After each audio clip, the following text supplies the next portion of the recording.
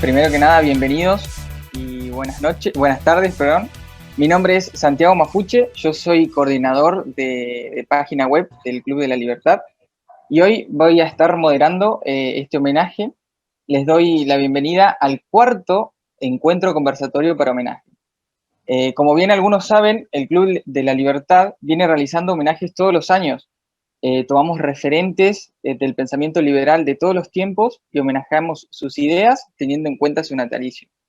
Les recuerdo que para solicitar un certificado del evento es gratuito para los socios y con un costo de 200 pesos para los demás.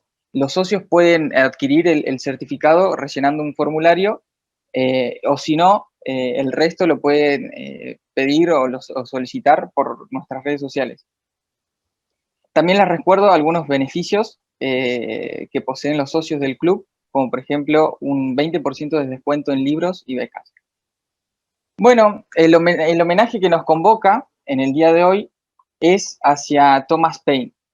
Voy a entrar un poco en el contexto para así después dar una presentación de un video y después darle la palabra a los oradores. Remontémonos hacia la segunda mitad del siglo XVIII. Son años críticos y decisivos que determinarían el comienzo de una nueva era, la Edad Contemporánea. Tanto en América como en Europa comenzaron una serie de levantamientos que más tarde serían denominados revoluciones atlánticas. Dos de las más importantes tienen que ver con la independencia de las colonias americanas de la corona inglesa y la Revolución Francesa. En ambos sucesos tuvo una participación muy importante nuestro homenajeado, Thomas Paine. Nació en Inglaterra en el año 1737 en el seno de una familia poco acaudalada. Su padre era un artesano cuaquero y como era costumbre en ese entonces, se esperaba que Thomas también lo fuera. Pero el destino le tenía preparado una ocupación que poco tenía que ver con el oficio de su padre. A los 20 años decidió radicarse en Londres, donde entre otras cosas se casaría y comenzaría a trabajar en el sector aduanero. Observando algunas irregularidades en ese ambiente, escribió su cuento político, El caso de los empleados de aduana. La popularidad del libro y su contenido fueron razones suficientes para despedirlo. Desolado, sin un peso, creyó que era el fin, pero no, resulta que era el principio. En 1774 conoció a Benjamin Franklin y este lo convenció de viajar a los Estados Unidos, ofreciéndole un puesto de trabajo en Pensilvania. Thomas Paine llegó a los Estados Unidos en pleno proceso revolucionario y comenzó a escribir frenéticamente artículos políticos. En 1776, por ejemplo, escribió lo que se podría considerar un bestseller de la época, Common Sense, sentido común traducido al castellano, obra en la que se mostraba partidario de la independencia americana, y en 1777 publica De Crisis, obra que convirtió en lectura obligatoria para el ejército independentista. Años más tarde, regresa a Europa y en 1789 participa en la Revolución Francesa. En 1791, en su Inglaterra natal, publica Los Derechos del Hombre, obra escrita a modo de exhortación para que Gran Bretaña se constituyese en república, y cuya génesis había fraguado tras la viva y grata impresión que le había producido la Revolución Francesa. El nuevo siglo lo encontró sumergido en la pobreza y decidió volver a los Estados Unidos, aunque ya no era el mismo país que cuando lo dejó. Finalmente, en 1809, muere en una granja en New Rochelle, otorgada por el estado de Nueva York. La obra de Thomas Paine marcó un punto de partida para las revoluciones atlánticas. Incluso el general José de San Martín compró decenas de sus libros para el cruce de los Andes porque también creía en la formación de sus soldados, lo que hoy llamaríamos formación de cuadros. Y no era el único, otro libertario irredento como José Artigas también lo tenía como escritor de cabecera. Ahora para continuar vamos a compartir un video y después voy a dar presentación de los oradores.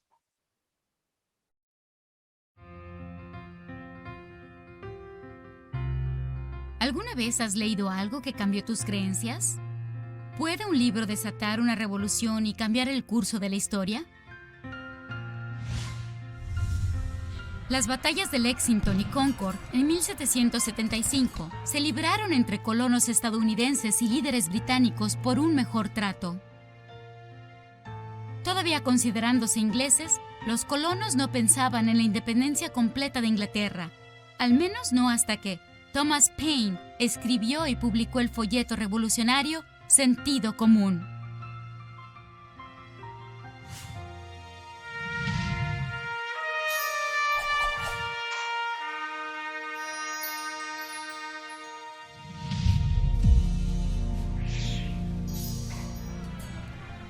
A finales de 1775, tras la batalla de Lexington y Concord, Thomas Paine, un viudo inglés de 38 años de Filadelfia, alzó su pluma para reflexionar sobre por qué el rey británico tenía autoridad para gobernar solo con base en su nacimiento. ¿Acaso un gobierno republicano no sería más justo que el control de un solo hombre? ¿Acaso la igualdad entre todos los ciudadanos no es honesta y justa? ¿Acaso los Estados Unidos no debería ser un país gobernado por su gente, libre de la tiranía de un rey opresor al otro lado del océano? Publicado el 9 de enero de 1776, el folleto de Thomas Paine, Sentido Común, fue la primera publicación en abogar por la independencia de Inglaterra. Fue un éxito. Se vendieron copias en todas las colonias. Lo más importante es que esas ideas se esparcieron rápido. Paine tenía pocos años de educación formal y escribió Sentido Común en un estilo simple para las personas comunes que no hubieran entendido ni apreciado la retórica compleja de los políticos. Su escritura accesible reflejaba la creencia de que todos tienen un interés en su gobierno y deberían poder opinar al respecto, no solo los ricos, educados, de clase alta y de la élite. Es solo sentido común.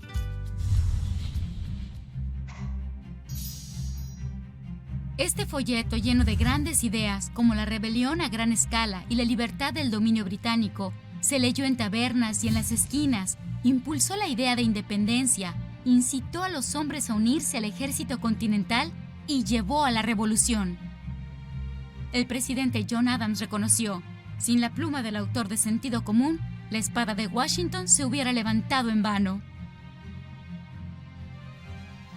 En 1787, Paine escribió Los Derechos del Hombre, un libro a favor de la Revolución Francesa. Incluso viajó a Francia para apoyar el derrocamiento del rey francés. Paine nunca ganó ni un centavo por su trabajo, más bien donó sus ganancias a la causa revolucionaria.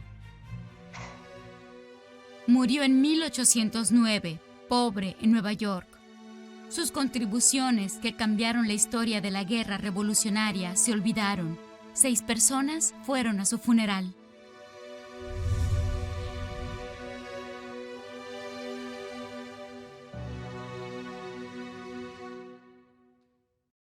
Bueno, paso a presentar a los oradores que vamos a tener. Contamos con la participación de Edgardo Zagula. Él es abogado, director del Club de la Libertad. También vamos a contar con Ariel Cáceres, profesor en educación secundaria en lengua y literatura. Y por último, el que va a concluir va a ser Guido Rodríguez, estudiante de abogacía, coordinador del ciclo conversatorio con el club y desayunos de coyuntura. Antes de pasarle la palabra a Edgardo, decirles que los tiempos de exposición van a ser de 15 minutos, se le agrega 5 si tienen que cerrar alguna idea o algo, y a medida que los disertantes, esto es para el público, a medida que los disertantes vayan desarrollando la idea, pueden dejar sus preguntas, que al final de la exposición se las va a leer, o bien ir levantando la mano, que en orden se les va a ir dando la palabra, así pueden resolver algunas inquietudes. Así que, sin más, Edgardo, todo tuyo. Bueno, gracias Santiago, gracias a la Fundación Club de la Libertad por confiar en mí, en la exposición de este pensador. Debo decir que es un pensador que, de algún modo, yo había escrito un artículo y lo titulé como Inusual. ¿Y por qué inusual? Y porque si nosotros seguimos una línea que marca este calendario de pensadores de la libertad, analizándolo, el amplísimo pensamiento que ha tenido, la cosmovisión que ha tenido Paine, vamos a ver que es un pensador multicolor, en donde convergen ideas libertarias, emancipadoras, revolucionarias, sociales, tal es así que no es sorprendente encontrar muchas reivindicaciones de colectivos sociales sobre su figura. Y como bien ha sintetizado Santiago al comienzo, me interesaría agregar lo siguiente de Thomas Paine, que él de niño en realidad no ha recibido una educación completa, y tal es así que en el transcurso de su vida, cuando va a Londres a trabajar, comienza un proceso de autoeducación y de participación en áforos, de discusiones más que nada políticas y algunas cuestiones de ciencia. Pero he aquí una cuestión que diría un liberal hipercómodo, armando una suerte de sindicato, una suerte de... No, él lo que tenía Paine era un provocador, era un panfletario, un panfletista que, valga decir, incentivaba o motivaba reivindicaciones. Y su primera reivindicación ha sido el caso de los empleados de aduana, cuando ha reclamado a través de un panfleto la mejora salarial de los empleados de aduanas. Y fíjese que en ese panfleto ella manifestaba su profundo rechazo a la monarquía, sobre todo a la monarquía hereditaria y a todo tipo de privilegios, porque él decía, él culpaba al rey y a sus séquitos de dilapidar el erario público mientras mantenía a los empleados reales y a la población general sumida en la más absoluta miseria. Creo que este espíritu provocador ha sido rápidamente detectado por Franklin cuando se conocen, y Franklin también un poco consonante con su idea de un demócrata radical, lo que trata de hacer es justamente enviarlo en un contexto histórico muy adecuado que se estaba viviendo en el nuevo mundo, en Norteamérica, de un proceso de emancipación. Y tal vez la presencia de Paine en Norteamérica ha desencadenado el proceso emancipatorio en sí, per se, por antonomasia, porque los americanos, bien posicionados económicamente, ya sea los comerciantes o los que, si se me permite, los que traficaban los esclavos en ese momento, lo que pretendían era que, que la corona no les cobre impuestos y que puedan tener una representación parlamentaria. Sin embargo, lo que Paine dijo, no, esto no es suficiente, nosotros tenemos que salir del sometimiento de la corona, romper con la corona. No me voy a extender porque este es un tema que lo va a desarrollar Ariel, sobre el sentido común, lo que es una de las tantas obras que lo ha hecho un pensador exitoso. También, para terminar con la figura de Paine, podemos decir que en el orden personal ha sido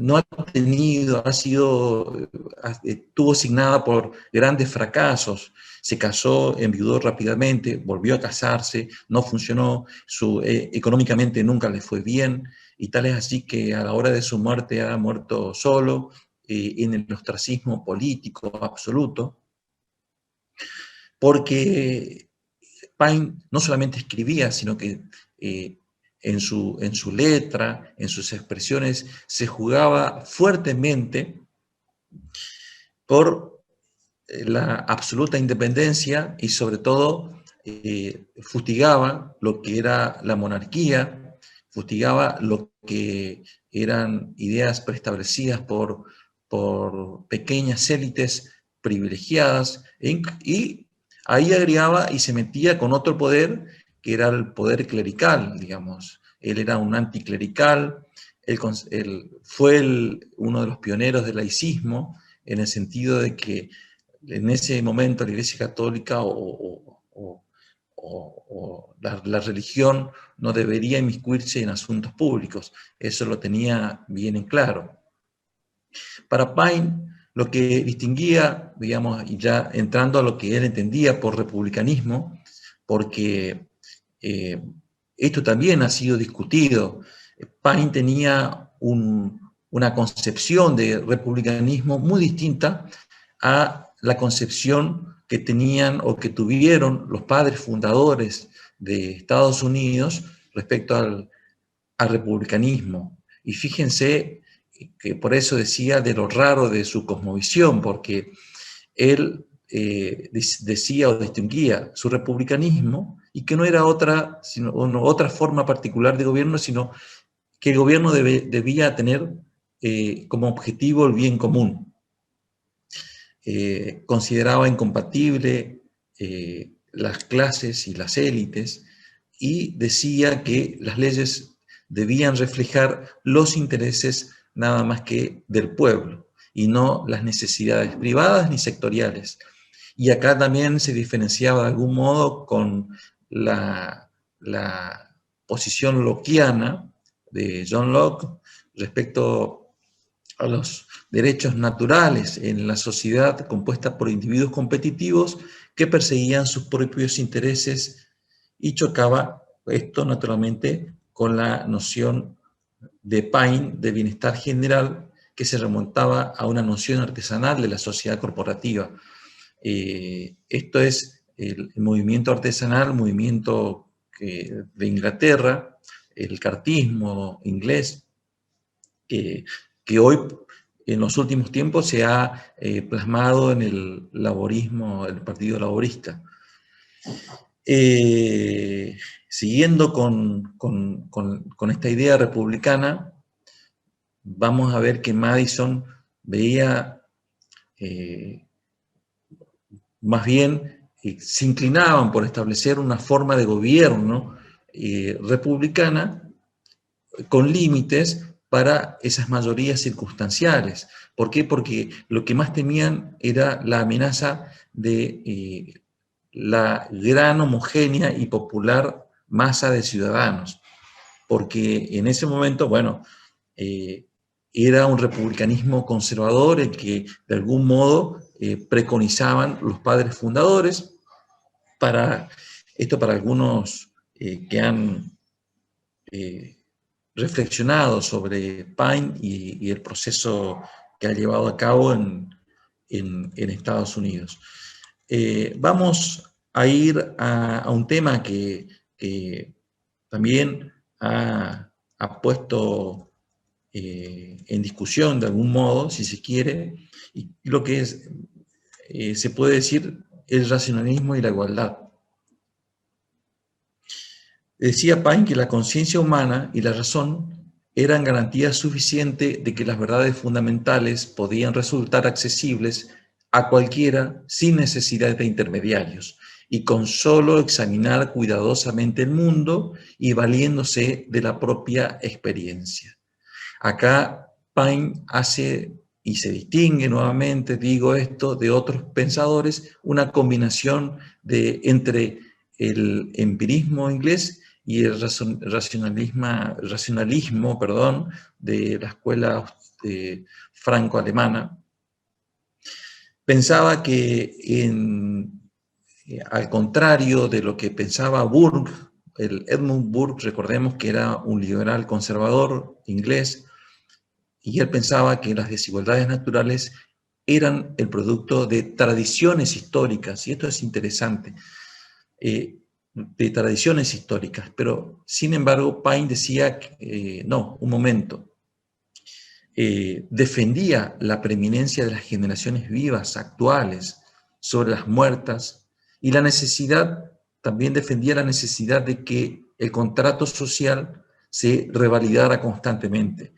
Esto es lo que también desata una discusión posterior con la Constitución consuetudinaria de Inglaterra, puesto que Paine consideraba que la Constitución debería ser escrita y no basarse solamente en las costumbres y en las tradiciones, porque de algún modo, decía, esto proscribiría los derechos de la autodeterminación de las generaciones futuras.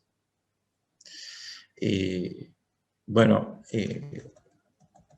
siguiendo con esta línea del pensamiento, respecto al constitucionalismo democrático, repito, él consideraba la necesidad de una constitución escrita donde se recojan explícitamente los principios de igualdad de derechos para todos, rubricada además por el consenso de los ciudadanos. Esta constitución no puede proscribir, decía, el derecho a las generaciones futuras a autogobernarse. Pero también defendía asimismo la forma de gobierno democrática y republicana, frente a los privilegios y jerarquías hereditarias. También hizo referencia a la libertad de prensa. Paine tenía en claro que la libertad de crítica debía ocupar un papel protagonista en cualquier estrategia dirigida a minimizar los espacios de poder y a maximizar los espacios de libertad ciudadana. Recordemos que Paine, cuando llega a Pensilvania, tuvo una participación muy activa en los medios periodísticos, incluso se considera que es el inventor del periodismo político contemporáneo. Otra causa primordial para Paine, que también le valió innumerables críticas y que lo llevó al ostracismo político, fue justamente lo que había dicho anteriormente, la lucha por el laicismo y la libertad de conciencia. Él desechaba toda forma de superstición y decía que entre las creencias del individuo no había ningún intermediario, y esto contra, si se quiere, contra su propia tradición cuáquera, porque como bien ha dicho Santiago al inicio, el padre de Paine era cuáquero, una rama disidente que funcionó en Inglaterra en su momento, de lo que fue el protestantismo, y también rompe con esta tradición cuáquera al desechar todo tipo de ascetismo que los cuáqueros hacían culto del ascetismo. Paine, evidentemente, por su experiencia de vida, por su, visión, por su carácter de provocador, ha hecho que se piense lo contrario. Y en cuanto a los derechos políticos, Paine siempre se manifestó encendidamente y rechazó a los poderes políticos hereditarios, a los órganos aristocráticos y a la limitación censitaria del voto. ¿Esto por qué? Porque él decía que la cosa pública o la organización de un Estado no se limitaba solamente a la élite gobernante o a la élite, ya sea sabia o ya sea élite acaudalada, lo que hacía que universalizara, si se quiere, los derechos políticos para todo el pueblo, también para los más humildes y vulnerables, también que formaban parte de su preocupación. Y en cuanto a los humildes y vulnerables, él ahí se animaba a justificar la existencia del Estado, decía, siempre y cuando el Estado se constituya como un organismo o como un instrumento de igualación y de bienestar, digamos, si el Estado le genera bienestar a esa clase vulnerable, el Estado se justificaba su existencia. Y en otros pasajes también se muestra un poco acrático. Por eso es que Paine llama la atención, está bien, creo, es uno de los pensadores, si se lo analiza con una óptica y de manera con cortapisa, podría decirse absolutamente que Paine es un liberal. Para mí, mi criterio final, mi conclusión del pensamiento de Paine es que ha sido un gran provocador, ha sido en el sentido de que ha logrado que las masas se animen a autoproclamarse independientes, se animen a participar, y esto lo ha hecho, por supuesto, con mucho éxito en Pensilvania, en Estados Unidos, en un contexto en donde el alfabetismo era alto y donde la gente leía. Y Paine con su, como lo va a explicar bien Ariel, con su sentido común, logra encender esa mecha que dispararía primero con la Declaración de la Independencia de 1776 y luego con su Constitución. Recordemos también que Paine fue abolicionista. Hablando de la Declaración de la Independencia, Paine ha intentado que se proclame una cláusula de abolición de los esclavos, sin éxito, pero sí logró que en el estado de Pensilvania se sancionara una ley por la cual se ha abolido la esclavitud. Fue uno de los precursores, si se quiere, de esta cuestión. También fue uno de los precursores de los derechos de las mujeres. También se refirió mucho a la cuestión de igualdad.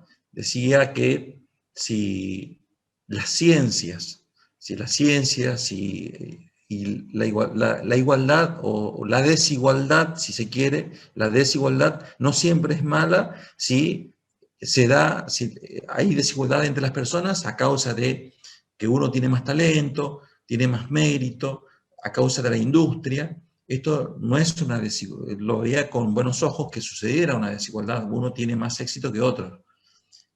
Lo veía con malos ojos siempre y cuando esta desigualdad se diera como producto de una monarquía opresora, como producto de un desequilibrio económico generado por parte del Estado. Bueno, hasta aquí mi participación. Muchísimas gracias. Ahora el siguiente es Ariel Cáceres. Les recuerdo que pueden dejar sus preguntas en los comentarios, después se las va a leer, o bien levantan la mano y después al finalizar la exposición se les da la palabra. Ariel. Bueno, muchas gracias, Santiago. Gracias al Club de la Libertad por cederme nuevamente este espacio. Es un placer estar acá compartiendo esta sala con Edgardo y con Guido, ¿cierto? Recordando a este personaje trascendental, como lo dijeron en la historia de las ideas y la libertad, sobre todo. Bien, como adelantó Edgardo, yo me voy a centrar específicamente en lo que es la obra del sentido común, que tuvo mucho que ver en la decisión del pueblo estadounidense para inclinarse finalmente a apoyar el proceso y la declaración de la independencia. El sentido común se publicó originalmente un 10 de enero de 1776, 6 meses antes de la declaración de la independencia. Como dije, cumplió un papel fundamental, ¿no es cierto?, porque tuvo una gran influencia en la opinión pública de los colonos, que hasta ese momento tenían algunas dudas sobre la emancipación. Aquí Paine, ¿no es cierto?, por medio de su panfleto, analiza tópicos claves como gobierno, como sociedad, derechos, propiedad y constitución, entre otros conceptos que él pretendía dar a conocer, porque reconoce que eran principios que aún no estaban de moda, y que las guerras que se estaban librando en ese momento, en Estados Unidos, en Francia, tenían que ver, ¿no es cierto?, con este cambio de paradigma que él decía de gobierno, el de la sucesión hereditaria por el de la elección y la representación, que era un verdadero gobierno, ¿no es cierto?, del pueblo. Bien, como el tiempo es preciado, entonces yo me voy a centrar, voy a enfocarme en el contenido de la obra, haciendo una breve sinopsis de los 3 capítulos que tuvo su publicación original. El primer capítulo se denomina del origen y del designio del gobierno en general, y hace unas breves, en ese mismo capítulo hace unas breves observaciones sobre la Constitución inglesa. Más que observaciones, yo considero que es una crítica, ¿no es cierto?, una crítica severa hacia la Constitución inglesa. Paine comienza haciendo aquí una distinción entre lo que es sociedad y gobierno. Expresa que la primera es el resultado de nuestras necesidades, ¿no?, y el gobierno es el resultado de nuestras iniquidades. La sociedad, para Paine, activa el trato entre los hombres y el gobierno crea distinciones. ¿Sí? Cataloga a la sociedad como protectora y al gobierno como un azote de la humanidad. ¿Sí? Expresa que el gobierno muchas veces es causa de nuestras miserias, ¿no es cierto?, o de las miserias que experimentamos, cuando debería ser un medio para evitarlo. En los primeros párrafos hace una crítica fuerte contra el gobierno, pero después contraargumenta, diciendo que este es un mal necesario para la sociedad, y pasa a explicar por qué y para qué debe existir el gobierno. Y se debe a que muchas veces el hombre no obedece a los impulsos de su recta conciencia, a la virtud, a la justicia. Entonces es necesario crear una institución civil que asegure los principios de justicia, de libertad, y que supla estos defectos en las virtudes morales de los hombres. Después de estos argumentos, Paine utiliza un recurso muy particular, parecido a lo que hace posteriormente Bastiat, por ejemplo, con las fábulas, ¿sí? Narra un relato con la intención de explicar este argumento precedente. Entonces allí supone que existe un número pequeño de personas establecidas en algún lugar apartado de la tierra, dice, en un estado natural de libertad, donde cada individuo reúne distintas condiciones, tienen distintas necesidades, poseen fuerzas desiguales, pero se ven obligados por las circunstancias a solicitar la asistencia del otro. Y esta asistencia, ¿no es cierto?, debe ser, ¿sí?, o será recíproca. Ejemplifica también diciendo que un hombre, por ejemplo, para construir una choza, emplearía toda su vida si lo hiciera solo, porque necesitaría cortar la madera, transportarla, fabricar herramientas, ¿sí?, procurarse alimentos, descansar, en el caso de que enferme, conseguir medicamentos. En cambio, si lo hace con un grupo de hombres, esta labor sería mucho más fácil, ¿no es cierto?, porque la función ahí se dividiría y la asistencia sería recíproca. Bueno, como dije, a esto Paine lo llama principio de asistencia recíproca, justamente, de asistencia y de garantía recíproca, y considera también que conforme a la sociedad se va desenvolviendo, va creciendo, ¿no es cierto?, garantizar este principio será mucho más difícil. Entonces, es necesario que esa sociedad ya cierto?, numerosa, se divida en partes, ¿sí? Y esas partes que tengan un representante, y para crear una institución civil que delibere sobre los asuntos públicos y que garantice los intereses de todos. ¿Sí? Esto sería el gobierno. Para Paine, la elección, un gobierno en realidad debe darse por elección de representantes, como dice, y por elecciones frecuentes, ¿sí? Estos no se pueden perpetuar en el cargo, ¿sí? Así nunca pueden tener un interés diferente al de los electores. Entonces, para Paine, el nacimiento del gobierno es necesario solo por la falta de virtudes morales, y su fuerza radicará en mantener a flote el principio de garantía recíproca, como también de la libertad, de la seguridad y de la justicia. Después de estos argumentos sobre el designio del gobierno, Paine realiza esa anunciada observación sobre la Constitución, ¿cierto?, y lo califica como decantada y podrida, ¿sí? Complicada, decantada y podrida, dice, que es la Constitución, ¿cierto? En primer lugar, porque está compuesto para él por restos de una monarquía tiránica, que está en la persona del rey, y por una monarquía aristocrática, en la de sus pares. La única parte republicana de esta Constitución es la Cámara de los Comunes, dice, y es la única que sostiene la virtud de la libertad en Inglaterra. La considera también imperfecta porque el argumento de la Constitución es la unión de tres poderes que se reprimen unos al otro, dice, y esto lo considera una farsa, un círculo vicioso, ya que el rey es uno y el pueblo es otro. El poder hereditario, ¿no es cierto?, del primero, y el otro no.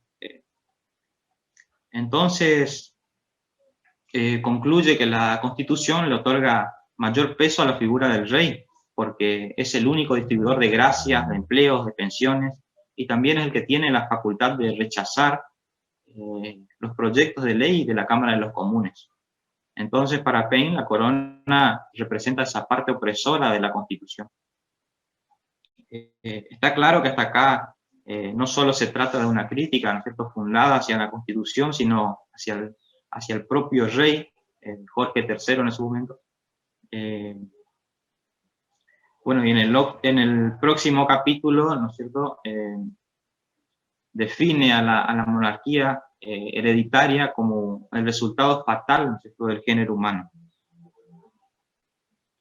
Paine finaliza este capítulo diciendo que los ingleses fueron bastante sabios para cerrar la puerta de la monarquía absoluta, pero fueron al mismo tiempo bastante locos para entregarle la llave a la corona.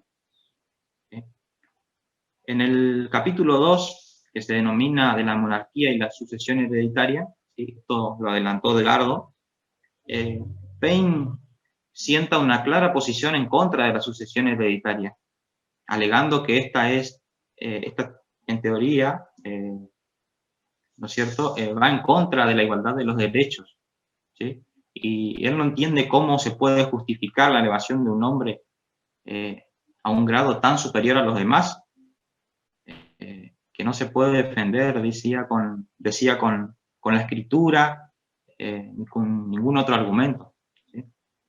Y aquí utiliza el recurso de una cita textual que podría considerarse de superlativa autoridad, ¿no es cierto?, porque introduce en realidad dos pasajes bíblicos enteros como ejemplos, y tomando como ejemplo los casos de Samuel, del profeta Samuel, y del guerrero Gedeón.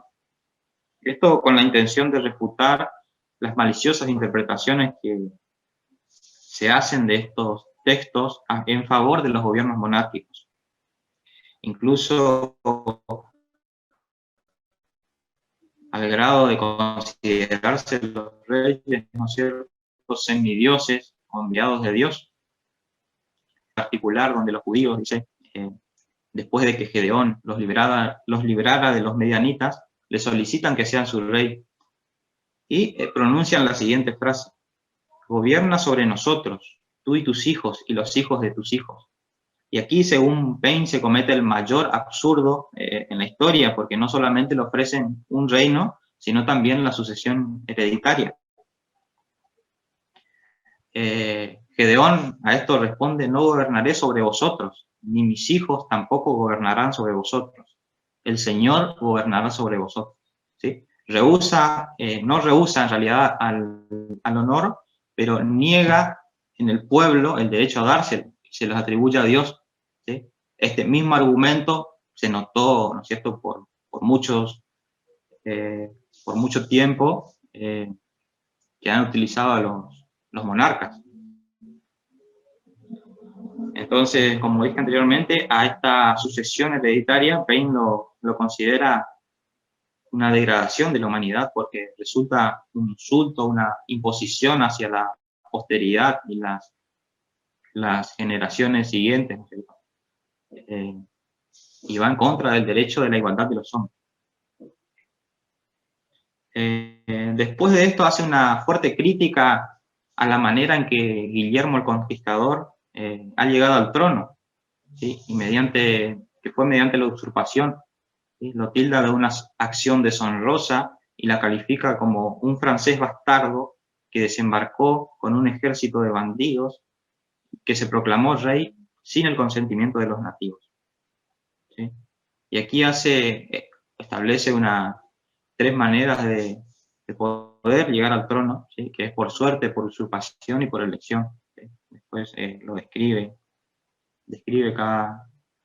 cada una de ellas. Bueno, estas tres formas dice que son equívocas, porque mediante ellas no solo toman el poder, ¿no es cierto?, los monarcas, sino toda una familia que se perpetúa en el poder y le quita la posibilidad de elección a las generaciones venideras.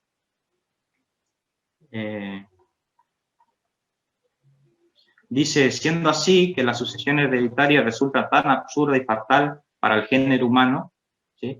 Y concluye diciendo: sería admisible el derecho de la sucesión y llevaría el sello de autoridad divina si tuviera la virtud de vincular en una familia el honor, la justicia, la sabiduría y todas las cualidades necesarias para gobernar.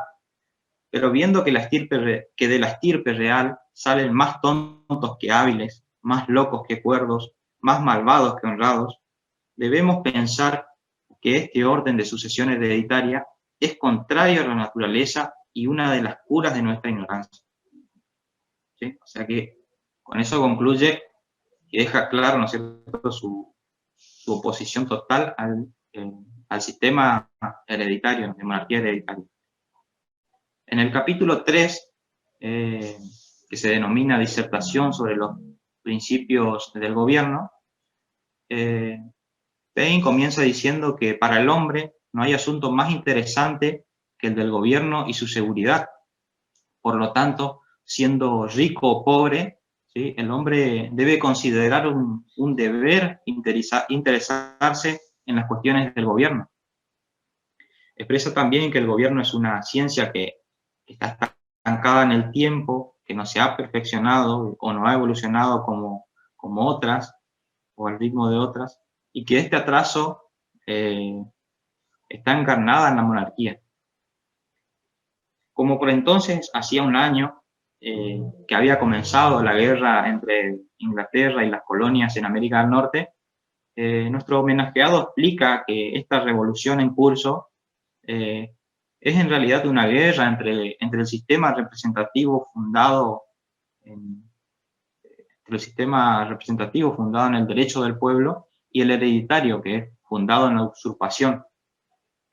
Considera este momento histórico como el adecuado para resistir esta injusticia y cierra toda posibilidad de argumento en favor de la sucesión hereditaria. Para él no tenía fundamento alguno en la escritura ni en el tiempo, ¿cierto? E insiste en esto porque su intención era lograr persuadir a los colonos, ¿sí?, que se tenía que producir un cambio, ¿no es cierto? Entonces, que finalmente lo logra, ¿no es cierto? Logra un cambio de mentalidad en los norteamericanos. Dedica también unas páginas en este capítulo para instruir acerca de los derechos naturales y civiles, que entre ellos se encuentran la libertad, la propiedad y justicia.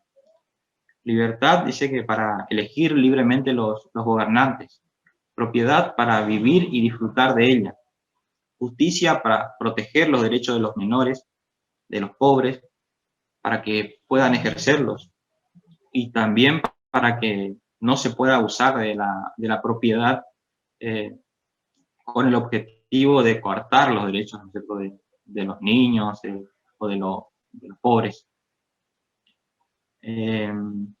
Asegura Paine que la mejor forma de gobierno es la representativa y mediante una continua sucesión, o sea, por elecciones frecuentes.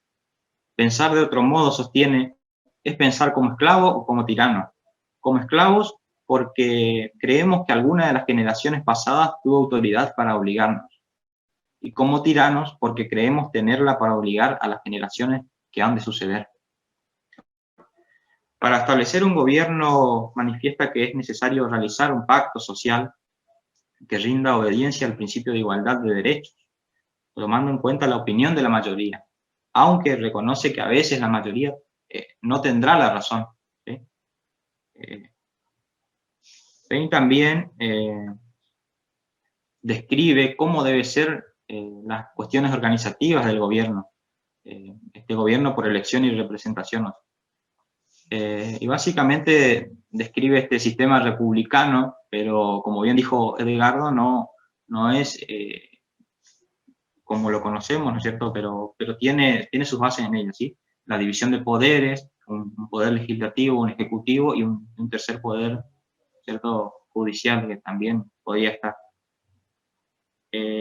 Por último, argumenta que para establecer y preservar la libertad era necesario en ese momento una insurrección, y resultaba casi una obligación para la sociedad, ¿no es cierto?, para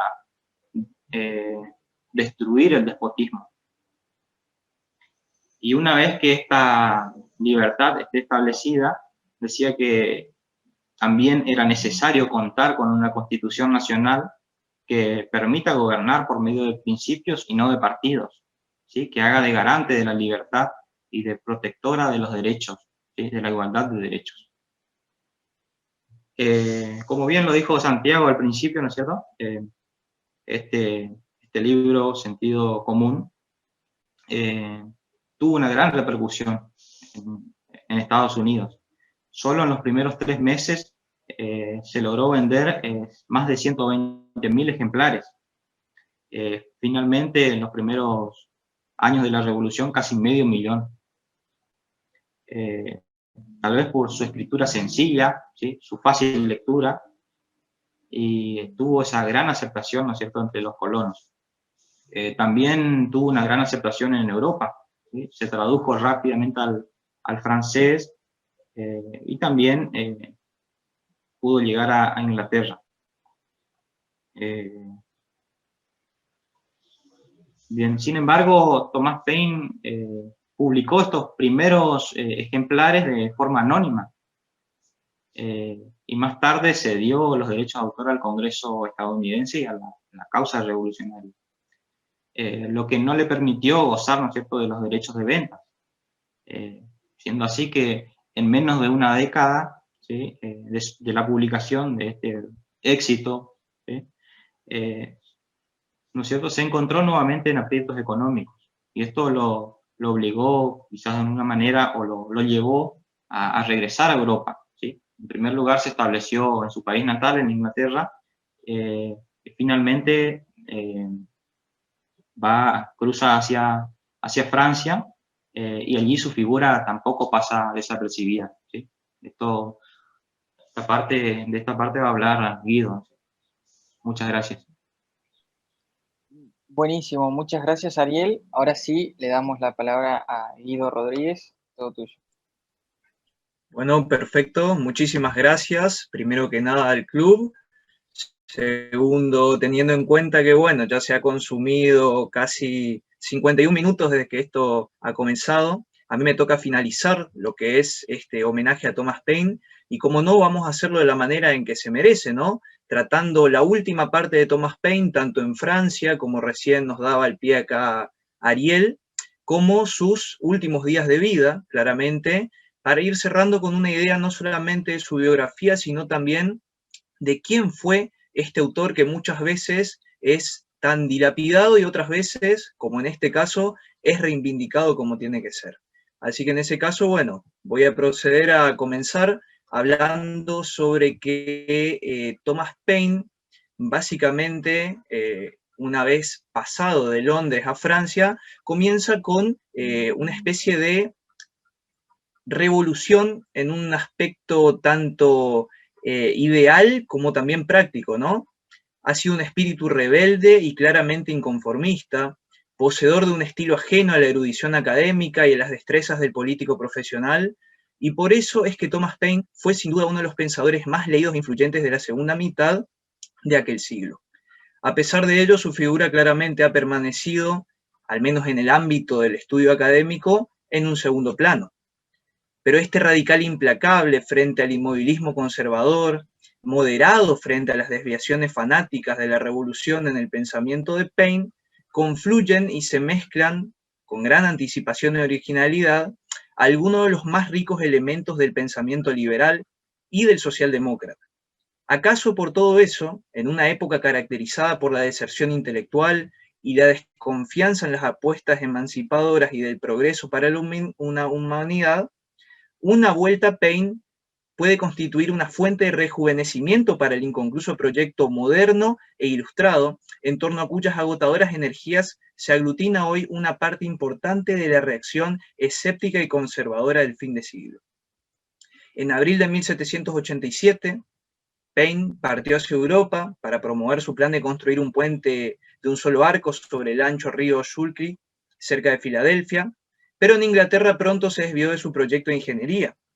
En diciembre del 89 publicó de forma anónima una advertencia contra el intento del primer ministro Pitt para involucrar a Inglaterra en una guerra contra Francia por la República Holandesa. Recordando al pueblo británico que la guerra tenía una cosa segura y es el aumento de impuestos, él, junto con el tema de la Revolución Francesa, que ahora llenaba los pensamientos del mismo, se había enfurecido por aquel entonces con el ataque de Burke al levantamiento del pueblo francés en sus reflexiones sobre la Revolución en Francia, y aunque admiraba a Paine el soporte que tenía Burke sobre la Revolución Americana, se precipitó en la impresión con su respuesta célebre en Derechos del Hombre, una obra que posteriormente vamos a tocar en parte para poder entender por qué ha sido quizá la que mayormente caracteriza a la etapa de Paine a esta etapa de Paine, mejor dicho. Una vez este material o este texto sale, el libro causa una sensación inmediatamente masiva y descomunal. En 1791 se publicaron al menos 8 ediciones y la obra se reimprimió rápidamente en Estados Unidos, donde fue ampliamente distribuida por las sociedades jeffersonianas. Cuando Burke respondió, Paine regresó con Los Derechos del Hombre, parte 2, publicado en septiembre de 1792.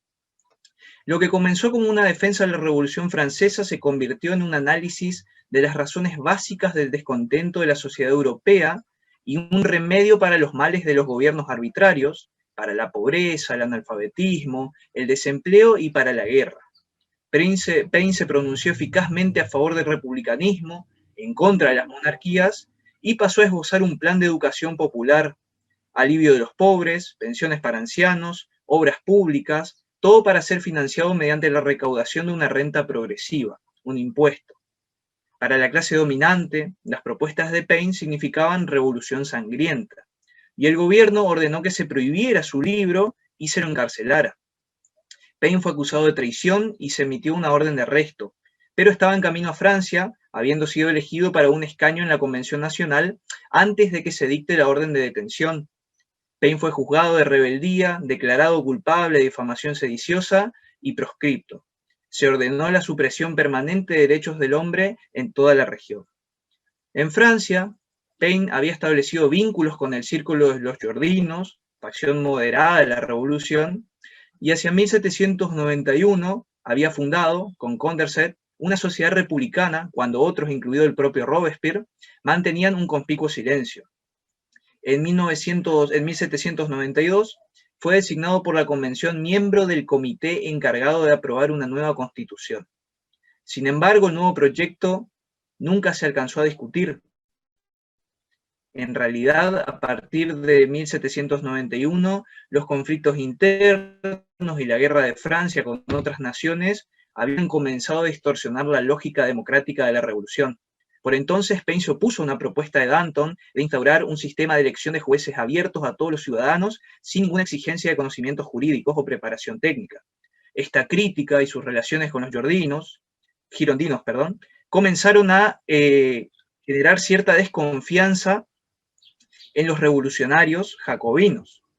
En una carta al propio Danton, Paine se quejaría de la pérdida de rumbo moral de la revolución. Sin embargo, las diferencias se consolidarían con el juicio a Luis XVI, contra la opinión del ala jacobina incluso. Paine se opuso a la pena de muerte y propuso en su lugar el encarcelamiento y posterior destierro del rey a Estados Unidos. Claramente esto generó algo, digamos, que podría considerarse inaceptable para aquel entonces con la revolución. Entonces, la convención trató de justificarlo, alegando que, aunque Paine había sido el apóstol de la libertad, su genio no había entendido lo que había regenerado a Francia, colaborando con los falsos amigos de la revolución y contradiciendo de ese modo los admirables principios de los trabajos de este autor republicano. Así es como Paine estuvo preso desde el 28 de diciembre de 1793 hasta el 4 de noviembre de 1794, cuando, con la caída de Robespierre, fue liberado y, aunque gravemente enfermo, readmitido en la Convención Nacional. Mientras estaba en prisión, la primera parte de Paine se publica La Edad de la Razón, le siguió la parte 2 después de su lanzamiento en 1796, y aunque Paine dejó en claro que se creía en un ser supremo y como deísta solo se oponía a la religión organizada, el trabajo le ganó una reputación de ateo para aquellos que eran más ortodoxos. La publicación de su último gran folleto, Justicia Agraria, con su ataque a las desigualdades de la propiedad, se sumó a sus muchos enemigos en los círculos establecidos. El fin de los jacobinos arrastró a la revolución a una fase de degradación que culminaría con el ascenso de Napoleón como primer cónsul en noviembre de 99 y la disolución del directorio.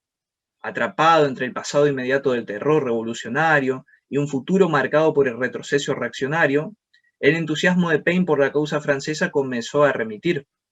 En 1795 fue readmitido en la Convención y publicó la disertación del primer principio del gobierno, criticando duramente el voto censitario consagrado en el nuevo texto constitucional y reafirmando la defensa de los principios republicanos, representativos y democráticos. También por aquellos años dio los toques finales a La Edad de la Razón, un ácido alegato laico contra el clericismo y las iglesias institucionalizadas en general, y hacia 1796, mientras los sectores religiosos atacaban con furia el supuesto ateísmo de Paine, hacia el que había derivado, según las consideraciones de estos críticos, esta fundaba en Francia la secta de los teofilantropistas, de clara inspiración deísta. Un año después, en 1797, aparecía a su vez el ensayo de La Justicia Agraria, en el que Paine completaba y profundizaba una novedosa política de derechos sociales que ya había avanzado en la segunda parte de Los Derechos del Hombre.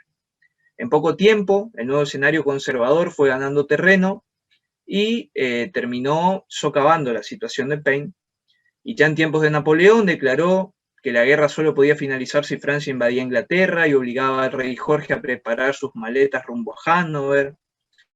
Estas afirmaciones endulzaron los oídos de Bonaparte, que intentó cortejar a Paine asegurándole que dormía con su libro debajo de la almohada, pero sin embargo Paine no tardó demasiado en mostrar sus recelos, acusándolo a Bonaparte de excesivamente sanguinario, como bien lo decía, y de ser el más completo charlatán que jamás había existido. Claramente, esto le valió el repudio, y animado por la elección de Jefferson y desilusionado ya con las perspectivas de expansión de la revolución en Europa, Paine regresa a Estados Unidos en 1802.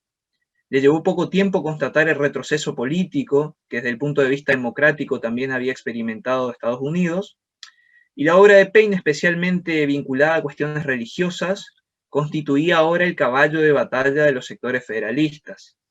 Convertido ya en partido político, en su caudal contra Jefferson, la fama y la gloria de antaño se dieron entonces al progresivo aislamiento político y claramente al empobrecimiento económico, como bien dijeron anteriormente los otros disertantes.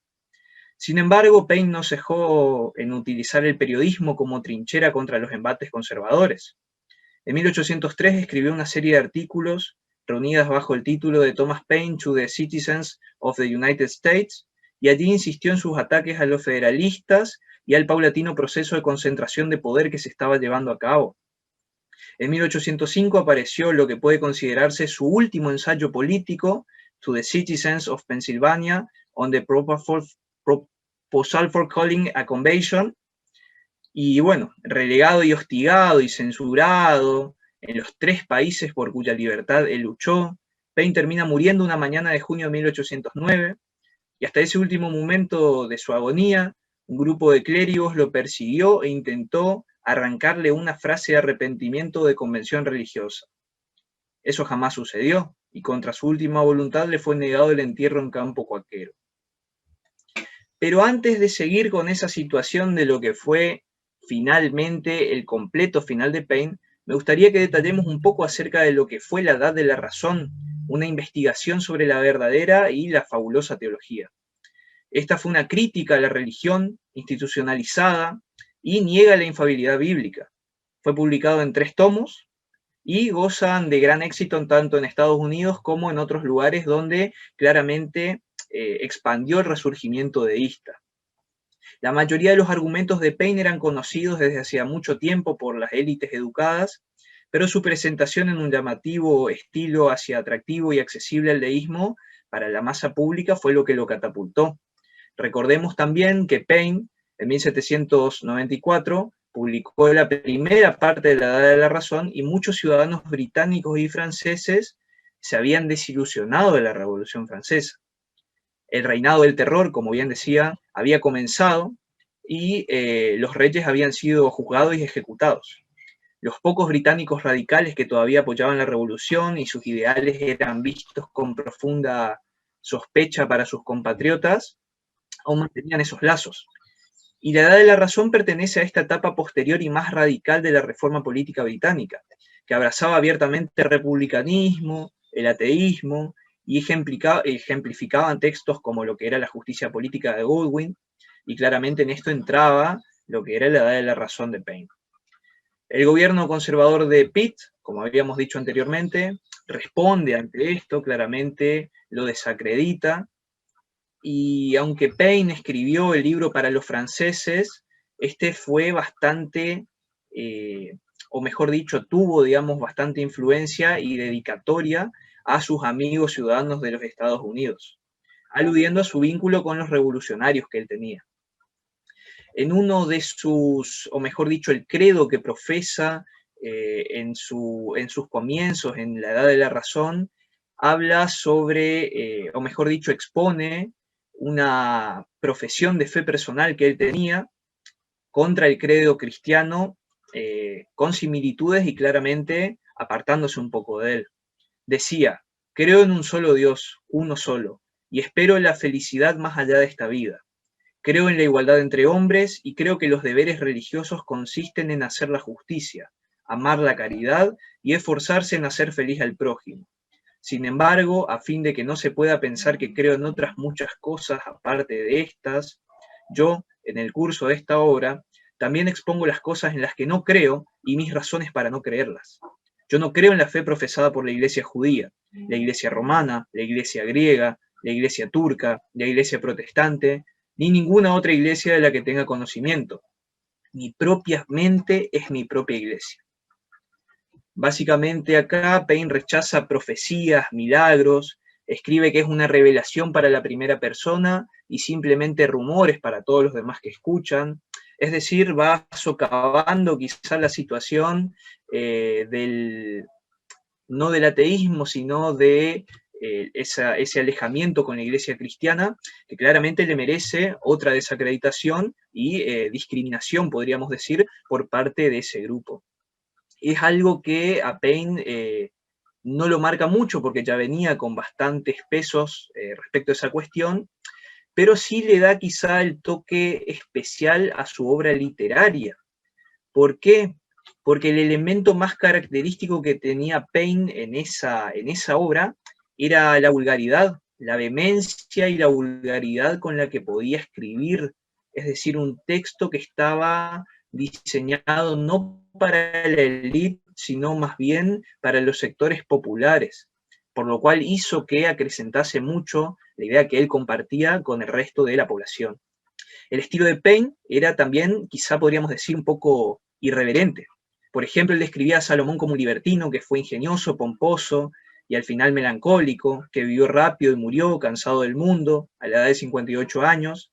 Y si bien muchos deístas anteriores habían utilizado un estilo ridiculizante para atacar a la Biblia, la de ellos tenía una perspicacia refinada, y claramente el de Paine, digamos, incluía una vulgaridad obscena bastante grande, ¿no? Lo que cabe destacar quizá también de esta situación es que Paine, como bien decía hoy Edgardo, tomó la base de la cual él venía y también todos los procesos por los cuales él pasó para poder sacar conclusiones que podríamos diferenciarlas del resto y verlo como un visionario, una persona que quizá ya luchaba por cosas que posteriormente, con el pasar del tiempo y hasta el día de hoy, se han reivindicado. Y claramente una de esas cosas era los derechos de algunos colectivos por los cuales Paine había empezado a luchar y claramente generó mucha influencia. Por ejemplo, en Francia, él tuvo una gran defensa para con el tema de los derechos de la mujer e influenció a Virginia Wollstonecraft. Y una primera cuestión que llama la atención en el pensamiento de Paine es la defensa del racionalismo y las implicaciones igualitarias en distintos aspectos, ¿no?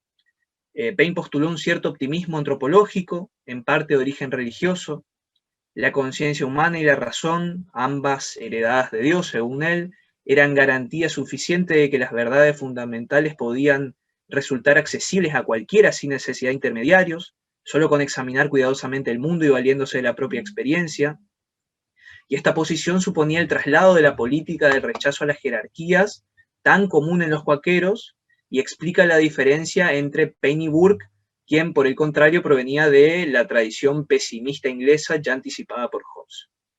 Paine se sitúa en las antípodas del pactismo conservador, defendiendo la preeminencia de las generaciones vivas sobre las muertas y la necesidad de que el contrato social se revalidara constantemente, ya que no constituía sino una creación continua de las sociedades históricas y de los hombres que configuraban esas sociedades. Paine acabó por convertirse en una combinación del pragmatismo empirista inglés y la tradición racional abstracta de Francia. Venía acompañado de dos lógicos colorarios, conforme al primero, todas las personas sin exclusión y por el solo hecho de serlo, gozaban de las facultades de acceso a las principales verdades morales y políticas. Y por otro lado también hablaba acerca de las convicciones de igualdad, como bien dijimos, como anteriormente mencioné. Él también hace publicaciones en las cuales adelanta una defensa de los derechos de la mujer, como en 1775 también en Pennsylvania Magazine, sobre la lucha de los derechos de la mujer, denunciando cómo las leyes robaban a la mujer, su libertad y su voluntad, manteniéndola rodeada por todas partes de jueces que son a su tiempo sus tiranos y seductores. Eso había declarado. Mantuvo estrecha relación e influenció a Mary Wollstonecraft, quien en 1790 publicó La reivindicación de los derechos del hombre y posteriormente de la mujer, que es quizá uno de los símbolos primarios del feminismo, y así otras tantas cosas. Para finalizar, podríamos decir que el legado de Paine a su muerte, más allá de que haya sido quizá en el olvido completo, en la mayor pobreza y claramente desacreditada totalmente su figura, ha sido bastante importante y bastante peculiar porque el tiempo le terminó dando la razón en muchos aspectos y claramente fue fundamental su participación en todas esas revoluciones que se han librado tanto en el mundo ideológico como en la lucha de los colectivos. Y por eso es que, bueno, se lo considera Paine como el Voltaire inglés, así se lo dice, y bueno, posteriormente se le dio en parte un pequeño reconocimiento por lo grande que fue.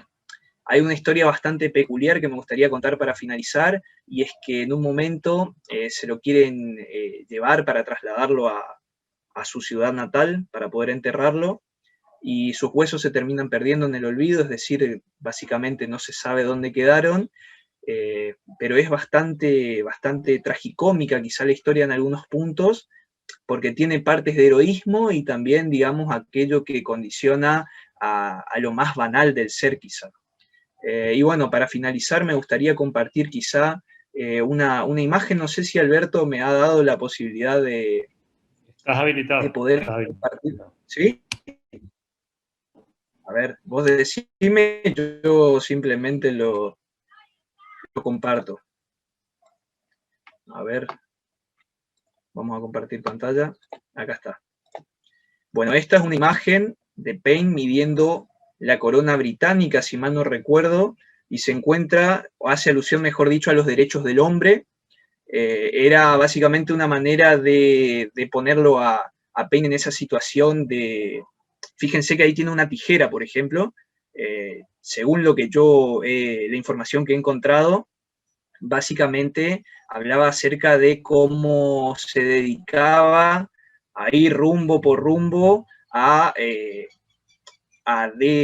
deconstruir, digamos, ¿no?, el poder que tenían aquellas élites, y por lo cual claramente se ganó la fama, la mala fama que tuvo, y por eso es que presento esta imagen en la cual, como en este caso el diablo es el que le habla, es una imagen que le hicieron una vez para desprestigiarlo claramente, el cual básicamente lo que muestra es a Paine siendo arrastrado de las bases de las cuales él supuestamente había surgido en la pelea del federalismo y tantas cosas en Estados Unidos, y básicamente como si lo estuvieran arrastrando o consumiendo, mejor dicho, y una de las tantas cosas que se pueden ver es abajo una botella de licor, porque decían que era alcohólico, y que varias de esas incoherencias de las cuales él hablaba se debían quizá a problemas que tenían que no tenían nada que ver con las consideraciones que él tenía sobre las ideas, ¿no?, que eran influenciadas por otras cosas. Y bueno, básicamente eso. Quería cerrar con eso. Voy a dejar de compartir pantalla. Y bueno, así es como finalizo mi exposición. Agradezco mucho al Club de la Libertad por la oportunidad y claramente por haber compartido con estos fenómenos que son mis compañeros que han expuesto junto a mí. Perfecto, muchísimas gracias. Se habilita el espacio de preguntas. Antes que nada, la Fundación reconoce y agradece el esfuerzo, el tiempo y la participación de cada uno de ustedes, de los disertantes. Así que, bueno, si quieren hacer alguna pregunta o algo, levantan la mano o ponen en los comentarios. Vi ahí que Marina había dicho que el sentido común, el libro que Ariel expuso, se encuentra en la red, así que lo pueden leer, lo pueden bajar. Ariel, vi que Ariel pasó el link y hicieron una pregunta. Juan hizo una pregunta si hay algún indicio de que Paine fuera masón. Ariel, no sé si querés desarrollarla. Que vi que contestaste.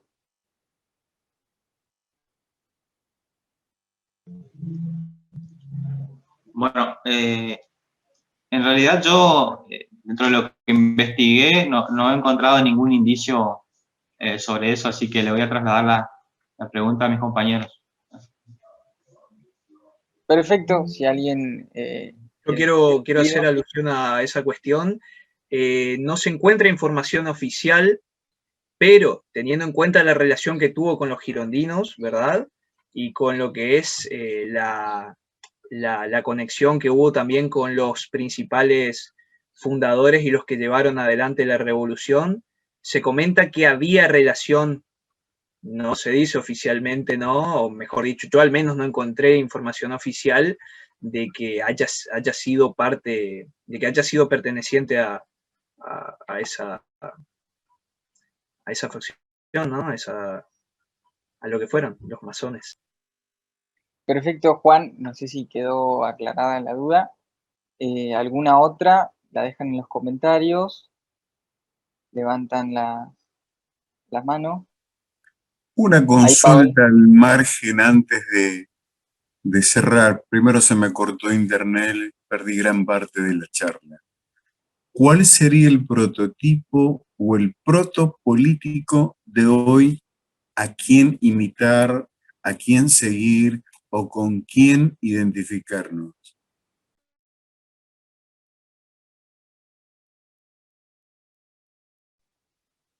Si alguien desea responder. Creo que sería difícil, ¿no?, poder encontrar un parecido en la actualidad, más que nada por tener en cuenta el contexto y las situaciones que se vivieron en ese entonces. Yo creo que hace falta indagar un poco más quizá hoy en día en quiénes son los que se encuentran equiparados, ¿no? Realmente tendemos a asumir una, o sea, similitudes sí, pero quizá no tal cual como lo piden, porque es... Bien, Déjame Paola. déjame que te diga ahí, Santiago, que sí, por eso recalcaba en lo inusual de este pensador, porque la verdad no encontrás un pensador hoy que pueda tener una pluralidad que estén condensadas en su cosmovisión. Hoy tenemos pensadores que o están enrolados en lo que es el pensamiento socialista o están enrolados en lo que es el pensamiento liberal o libertario marcadamente. Y, por ejemplo, nosotros nos cuesta pensar por ejemplo, como pensaba Paine en los vulnerables. Aparte, a mí me da la impresión de que Paine constantemente también se contradecía a sí mismo. Y él le hablaba a la situación, a la coyuntura que estaba transitando. Por ahí veía al Estado como un instrumento necesario, igualador, y por ahí lo veía al Estado como algo monstruoso, como un aparato de opresión. Por eso es una figura muy controversial, si bien creo que a lo largo de su recorrer, a través de su pluma, una pluma sencilla, no erudita, que lo aprendió de un proceso de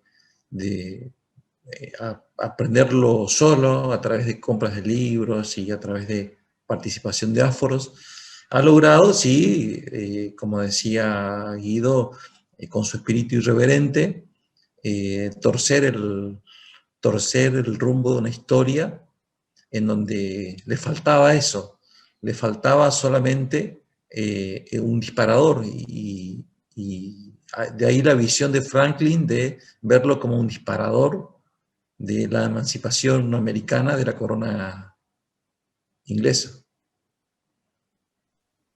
Perfecto. Ahí vi un comentario de Paola también con respecto a la duda de Juan sobre si era masón y dijo que no era masón. Así que si hay otra, la dejan, se las lee o levantan la mano. Si no, podemos ir finalizando el evento.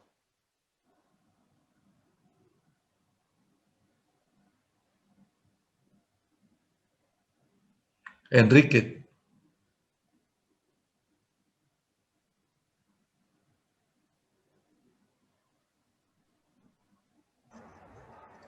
Enrique Abudino pidió la palabra. Perfecto. Santiago. Buenas tardes para todos. Dos cositas. Me llama la atención, no he leído mucho de Paine en el sentido de su pensamiento, me han ilustrado mucho en esta conferencia, pero me llama la atención de que coincide con lo que pasaba con todos los grandes pensadores de su época de actuación. No eran grandes eruditos de universidades, sino era gente que salía de la pobreza, aunque no le faltaba nada, no le sobraba tampoco, y que iban formando su pensamiento en el devenir de su vida, viendo lo que pasaba con la gente y razonando cuáles eran los métodos que había que aplicar para mejorar esa situación de la gente. Nos encontramos, por ejemplo, con pensadores que ya estaban empezando a actuar como, o que nacieron en esa época también, como Bastiat. Nos encontramos con pensadores como de Molinari, nos encontramos con pensadores que, si uno busca, nacieron de la nada, de cero, no eran miembros de la élite conservadora de la educación. ¿Qué pasaba también? Ellos tenían grandes choques con estas personas, con la educación reinante. Porque si bien el gran dominio de la educación se daba en Europa a través de la escolástica, en los países de ascendencia sajona también había un dominio de la iglesia o de las religiones sobre la educación que había que tener. Eso se extendió durante mucho tiempo.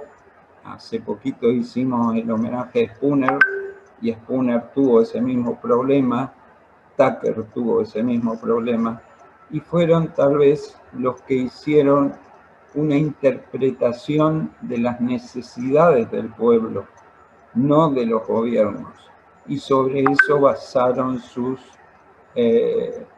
ponencias filosóficas. La segunda pregunta, en mi condición de masón, hay si bien Paine escribió un libro sobre la relación de la masonería con toda la política, eso era muy común. Hay muchas personas que escribieron eso y no necesariamente fueron masones, ¿sí? Y también había muchas interpretaciones filosóficas, líneas filosóficas que eran filomasónicas sin ser masónicas.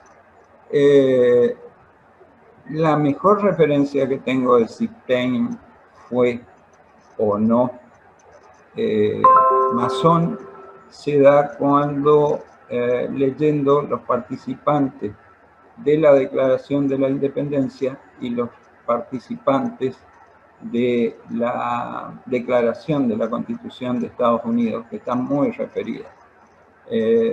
Estados Unidos tiene muy buena referencia de sus hechos históricos.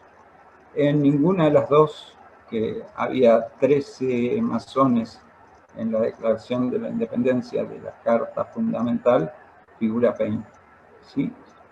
Y en la Declaración de la Constitución de los Estados Unidos, donde había alrededor de 47 masones, todos documentados y con logias donde actuaban, tampoco figura Paine.